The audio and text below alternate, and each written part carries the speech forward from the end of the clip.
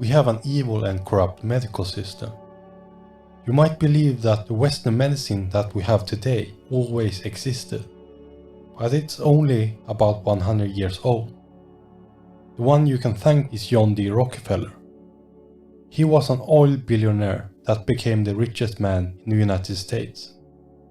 In 1863, he opened his first oil refinery in Cleveland. Rockefeller believed that competition was sin and that he needed to eliminate the competition. Therefore, he started to buy every oil refinery that he could find in Cleveland, and within 2 years, he owned most of them. Over a decade later, his company Standard Oil owned most oil refineries in the United States. His control over the oil market created the first American monopoly. The government didn't like this, so they forced his company to split into smaller companies. Because of Rockefeller's greed, not many people liked him. He wanted to fix his reputation, but at the same time earn even more money. Then he found a brilliant solution. Rockefeller found out that there was a way to use his oil to create drugs. His oil was only worth about a nickel per gallon, but if he used his oil to create drugs, he could earn millions of dollars per gallon.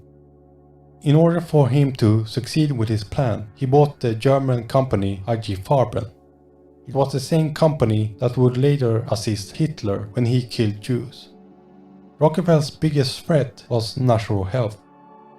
One big problem with natural remedies was that it wasn't possible to patent them. Therefore, he needed to eliminate it. The first step in the takeover of the medical system was to take over the medical schools.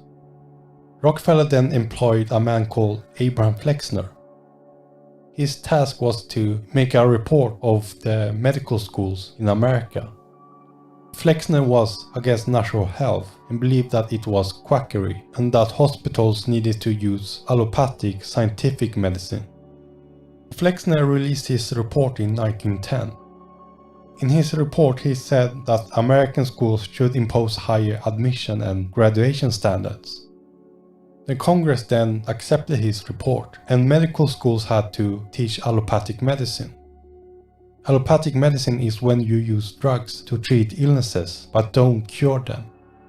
When Rockefeller got the green light that medical schools had to teach allopathic medicine, he and the Carnegie family gave grants to medical schools. They told the medical board that they would receive money, but they had to have one representative on the board of directors. And after that, medical doctors started to treat illnesses with drugs. Rockefeller also created the American Medical Association.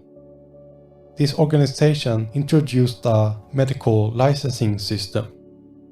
Only doctors that had a license could work as a doctor, and everyone else that used natural remedies got eliminated. The Rockefellers are one of the biggest names in the eugenics movement. It's the belief that the world is overpopulated and that we need to shrink it. Rockefeller and other elite banking families believed that they were better than anybody else and that they needed to create a pure race. The eugenics movement started in America before Hitler killed Jews. It was actually the Rockefellers that introduced this concept to him and helped him kill a lot of people. The Rockefellers also started the organization Planned Parenthood. Its aim was to reduce pregnancies in women. Bill Gates' father was once the leader of this organization, and that's the reason why Bill Gates is so involved in eugenics. The Rockefellers and other elite banking families also created the Federal Reserve. It's a central bank in America that creates money from thin air. Bankers met in secrecy in Jekyll Island 1910. Their plan was to take over the financial system. In 1913, they got the Congress to pass a bill where the money would be created from a central bank. And with the control over the production of money, the Rockefellers and other elite families could now buy everything they wanted. The aim of Big Pharma medicine is not to make people healthy. Instead, its goal is to make everyone sick, because you can't earn a lot of money if people are healthy. All drug companies work together as one network. The whole system can only continue if there are sick people. If people were healthy, then the whole system would collapse. You can't become healthy if you follow the corrupt system. Psychopaths created the medical system that we have today, and they still run it. Unless we don't realize this, we will continue to stay sick and never heal. It's time for you and me to learn about health and don't trust this evil cartel.